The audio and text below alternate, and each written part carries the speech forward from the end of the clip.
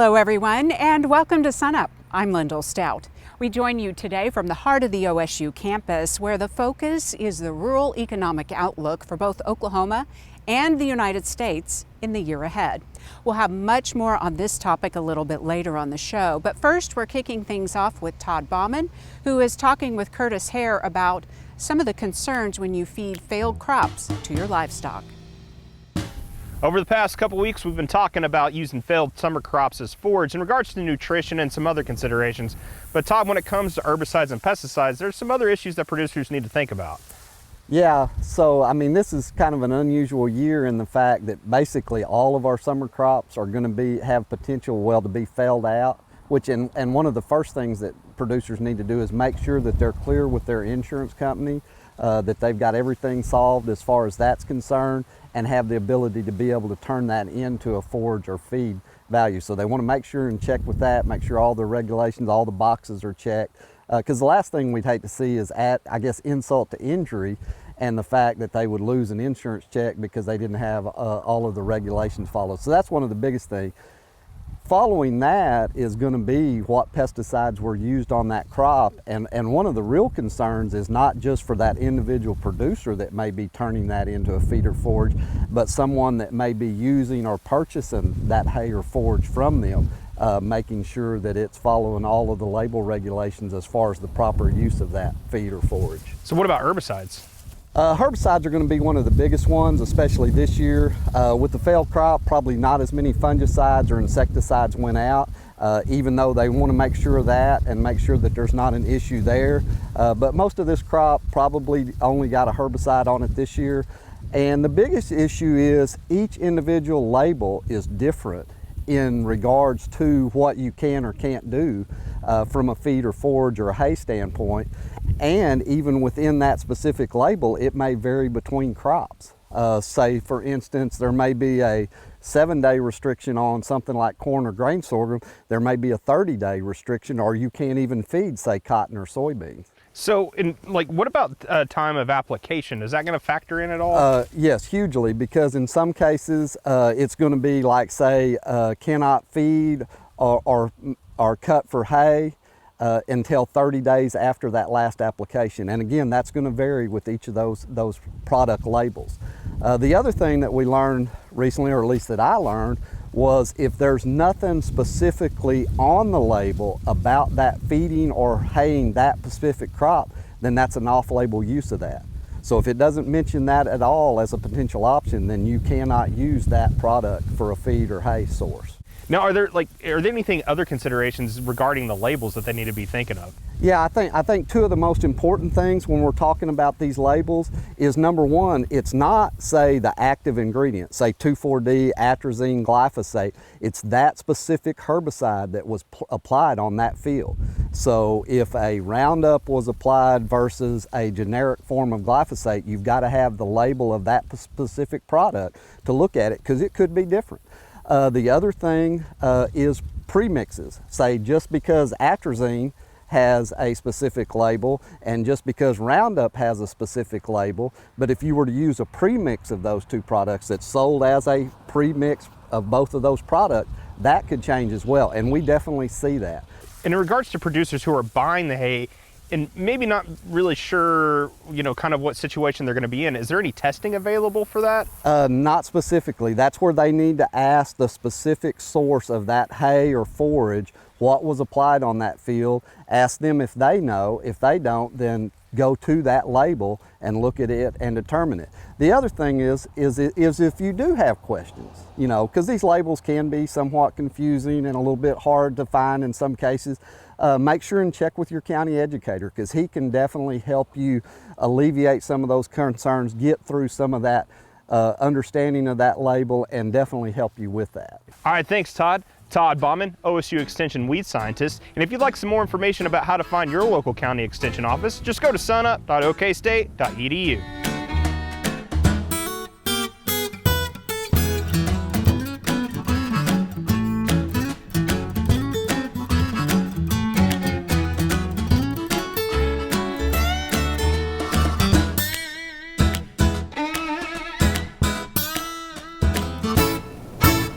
Welcome to this week's Mesonet Weather Report. I'm Wes Lee.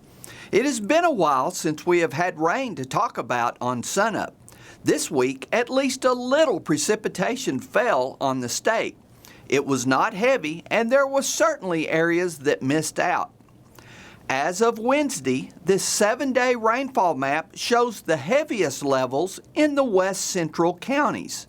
The highest rate was Eric in Beckham County, but even there it was less than an inch. Most of the northwest and southeast received nothing. The rainfall's impact on soil moisture was limited. This map of the weekly change in the fractional water index at 10 inches shows no change.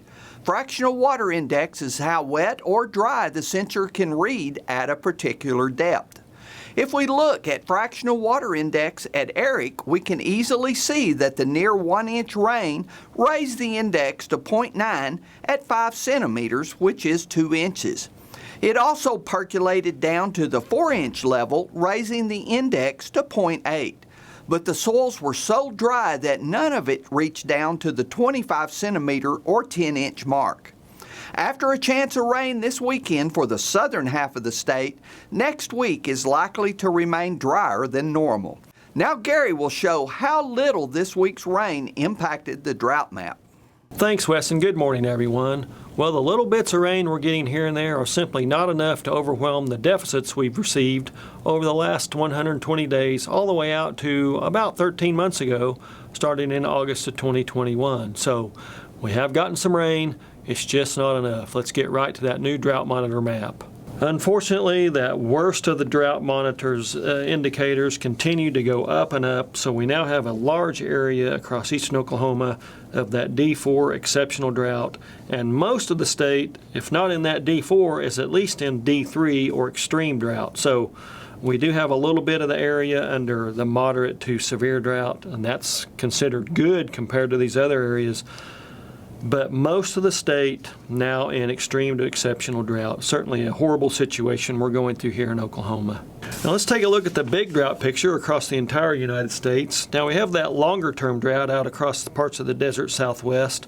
They have seen some pretty good relief in Arizona, New Mexico, Colorado, but farther west still really bad conditions. But at least for the newer drought area, Oklahoma and Kansas seem to be the center of drought in the United States. And we continue to talk about that beginning of the flash drought. Started June 11th, 2022, right at the beginning of summer. And we can see the rainfall amounts for that period continue to stay pretty static. So again, we have that Centrahoma station down in southeast Oklahoma continuing with 1.42 inches of rain. That's about 2/100ths of an inch of rain that they've gotten over the last 30 days. So they certainly need a lot more rain. We can look at those deficits going back to that time range. So this is a 120-day departure from normal rainfall map. Those deficits range from wide-scale areas, 6 to more than 12 inches, getting close to 13, 14 inches. I'm afraid as we continue to look out through the rest of October, at least for the next week or so, we still see lots of below normal rainfall amounts as we go forward. Not enough to help us get it out of this drought situation, certainly. We're heading into the driest part of the year. Let's hope we get a lot of rainfall as we go through the next few weeks. Next week doesn't look good, but we'll see after that. Maybe some help coming in. That's it for this time. We'll see you next time on the Mesonet Weather Report. We're joined now by Dr. Jim Mintert, who is a professor and director of the Center for Commercial Agriculture at Purdue University. Jim, thanks for being with us today. Thank you, Lyndall. Let's talk just a little bit as we kick things off about what you and your team do at Purdue. So in 2015, we launched a joint project with the CME Group to survey the nation's farmers, the primary producers of the main ag commodities on the crop side, soybeans, corn, wheat, and cotton, and on the livestock side, beef, pork, and dairy, to learn more about what was impacting their operation. And we wanted to use that to create a sentiment index that really kind of paralleled what the University of Michigan has done for so many decades with respect to consumer sentiment. So we kind of modeled our program after theirs and started doing those telephone surveys in 2015, and we've been publishing the reports ever since. And it's a monthly measure of a lot of different topics. Some of those questions are repeated month to month? Yeah, so to do the base index, we have 5 base questions that we ask people at the outset of every telephone survey. And then we promise people to try not to keep them on the phone for more than 5 minutes, and it doesn't take 5 minutes to answer those 5 questions. So that gives us chances to ask people lots of other questions about contemporaneous things in agriculture that are influencing not only their sentiment, but maybe just their farming operation in general, and learn more about what they're thinking. Your presentation topic today was the challenges that U.S. producers face. What are you seeing there in general? I know that's probably a topic that has a lot of layers, but in general, what are these producers telling you? Well, so one of the questions we've been asking recently to maybe better understand their overall sentiment is, what are your biggest concerns looking ahead to 2023? And probably no surprise to your viewers that overwhelmingly they're telling us input prices are their number one concern. I think 44% of the people in the most recent survey said that, and that's been pretty consistent for several months now. And then related to that, people are telling us they're still worried about input availability. In fact, in recent surveys, between 12 and about 15% of our respondents have been saying that's one of their primary concerns. So when you put those two together, input prices, and of course we've seen input prices rise dramatically over the last 2 years, and combine that with concerns about whether or not we can actually get the inputs that we need to put a crop in the ground successfully and plant that crop. Those two really explain why people are so much unease and so concerned about the future. Who accesses this information as part of the work they do, and then what are some of the practical applications of having this type of data to look at? Well, first of all, we're the only monthly survey of producers. So if you want to know what producers think, our survey is really the only source of information. And as a result, there's a lot of different groups of people that look at it. Policymakers subscribe to our reports and call us and make contact with us. Agribusiness firms, ag lenders, and obviously individual farmers are looking at it as well. And it's probably reassuring, even though some of the information is a little bit hard to take in, I'm sure sometimes, but reassuring that they're not alone in the challenges they face and in forecasting things for the future, etc. Well, and it's a great way for us to communicate, or for them to communicate with policymakers, because of that monthly aspect. And so, you know, if you're thinking about from a policy standpoint, what are the big concerns for farmers? Input prices and input availability is front and center. And so to the extent that we can do something from a policy standpoint there, that lets people know what farmers are worried about and what they're thinking about and what influences their success of their business. Okay, Jim, great information. Thank you very much. And to access those materials that Jim mentioned, we have a link at sunup.okstate.edu.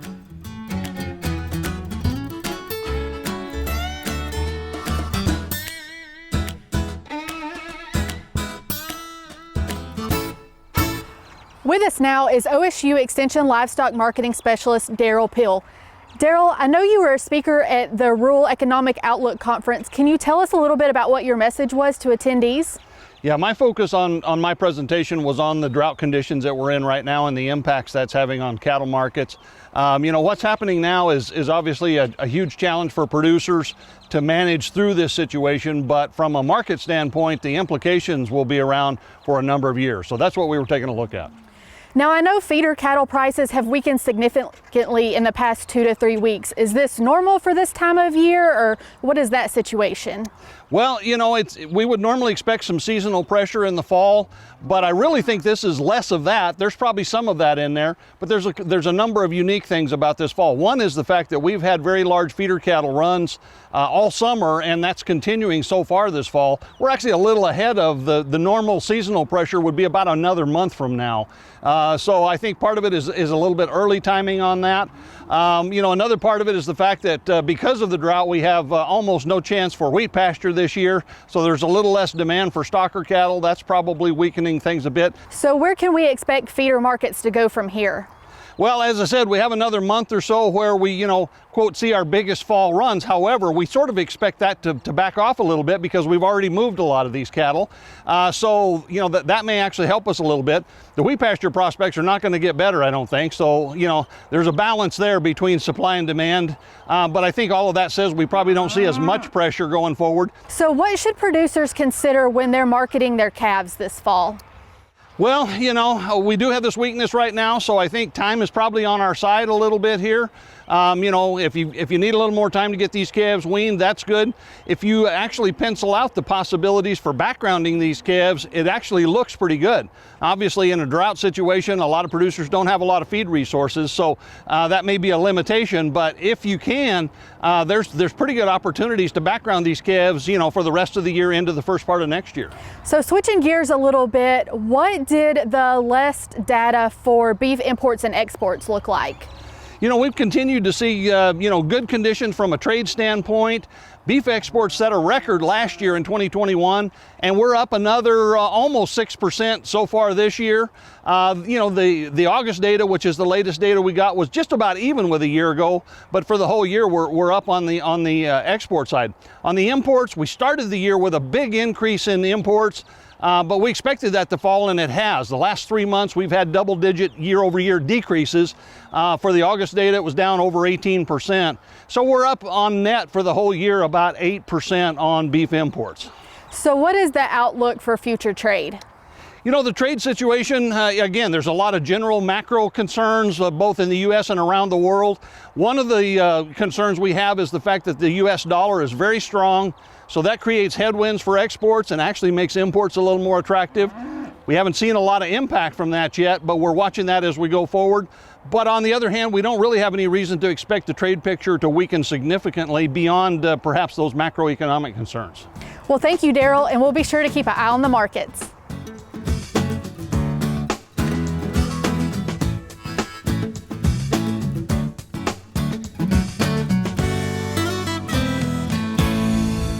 Good morning, Oklahoma, and welcome to Cow-Calf Corner. Well, we've spent the last few months talking about how to deal with drought and how to deal with heat, culling strategies, and early weaning. And this week we're going to talk about what particularly lies ahead if we're willing to hold on to some heifers and develop those to market as breds about a year down the road. If we look at what's going on with cow liquidation, we know that cow inventory is at a cyclical low. The laws of supply and demand tell us that anytime we're low on cow inventory, that the classes of all sorts of cattle, be it cows, calves, yearlings, or feds, are going to be worth more at some point in the future. If we look at feedlot placement data, we know there's a lot of lightweight calves going in, and in particularly a lot of heifer calves being put on feed right now. So it leads to some of the opportunities we're going to talk about this morning. If we take a look at the USDA market report summary in Oklahoma from last week, we see that 477-pound heifer calves, on average, were bringing between $1.62 and $1.63 per hundredweight. That translates to a value on those heifer calves of about $777. Now, for the sake of what we're going to work through, let's assume we weighed our 4 to 7-year-old cows whenever we wean calves this fall, and we knew that those average mature cow size is about 1,300. If we think through what we need those heifer calves to be by the beginning of breeding season, assuming they're 14 to 15 months old with a May 1st, 2023 intended breeding season for them, those heifers need to be at about 2/3 of their mature weight. If we take 2/3 of 1,300-pound mature cows, we need to get those heifers to a target weight of about 845 by next May. If we think through different costs of gain of how to put that roughly 370 pounds on those heifers, at an 80% cost to gain, we're going to have just shy of a $300 feed bill. If we add that on to the $777 value of that heifer calf currently, and then go ahead and factor in about another 10% of costs to account for the opportunity cost of not selling the heifer, potential death loss, additional grazing, past breeding season to turn that heifer into a bred yearling about 12 months from now, it bumps that number up to about $1,180. I just rounded up to $1,200, and I figure that a bred heifer's got to be worth about $1,200 a year from now if I can put the weight on her needed from weaning till next May at about an 80-cent cost to gain. If I go up to a pretty high number, figure $1.30 a pound to put that 370 pounds on my heifer to get her to that target weight, do the math, add in 10%, bumps me up to about a 1382. If I round that up to 1400, that's my break even, what bred heifers need to be worth a year from now to come out ahead for retaining my heifer calves and marketing them 12 months down the road as a bred heifer. Take a look from a business standpoint of what you can do to take those resources and market them to capture the most value that you can out of your product. This may require a little limit feeding. It may require doing some things outside of what you've done in the past, but there are real financial opportunities lying ahead if you're willing to potentially market bred heifers in the fall of 2023. Thanks for joining us this week on Cow-Calf Corner.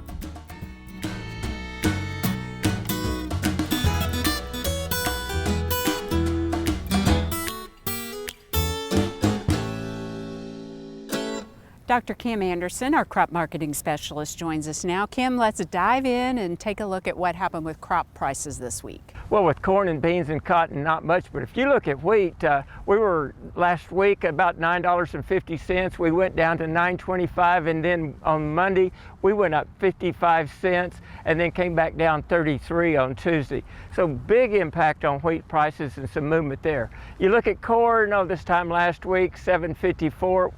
Went down to $7.46, back up to $7.60. So I think corn's got a sideways movement going on here.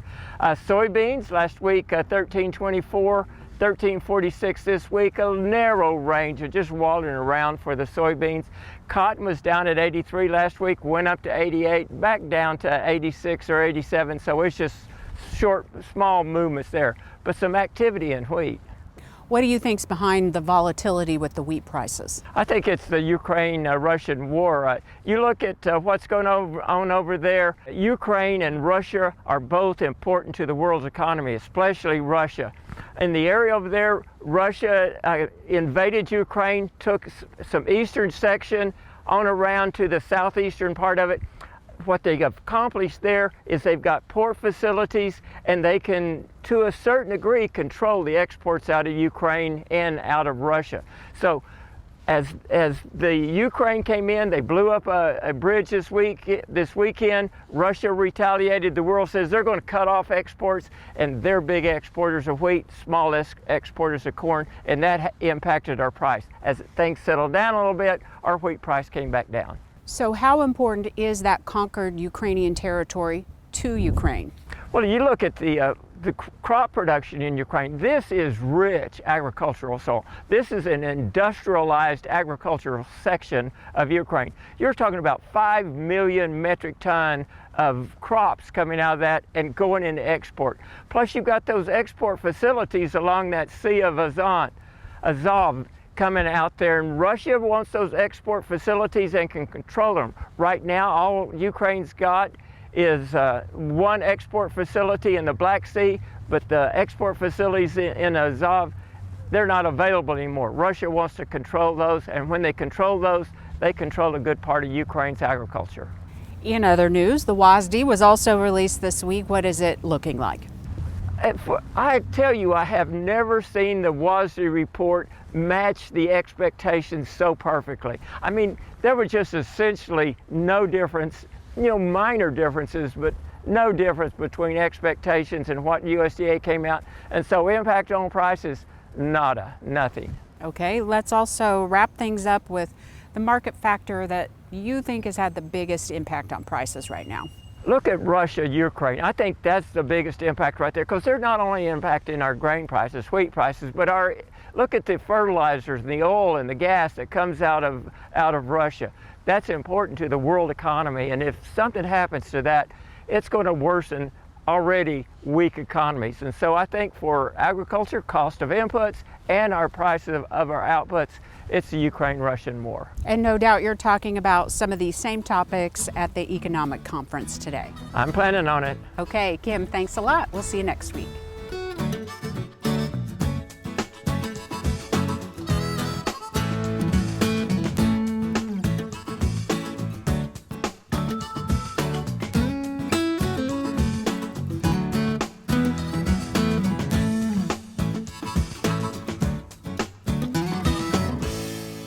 As we get into a drought, livestock owners are right to be concerned about the water availability in their pond. As those pond levels drop, not only is the quantity decreasing, but the quality is going down. I urge livestock producers to take advantage of the special low price on livestock water testing to keep informed of what's really going on with the quality of your water.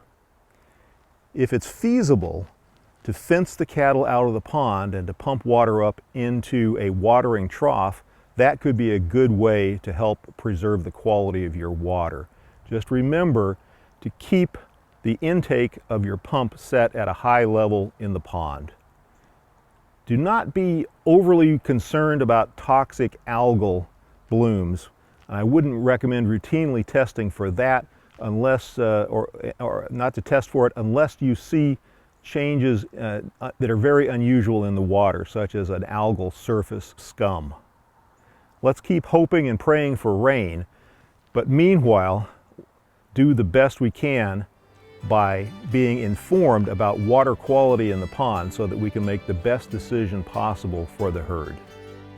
That'll do it for us this week. A reminder, you can stop by your county extension office to access discounted testing from now until the end of the year for livestock water as well as forage sampling.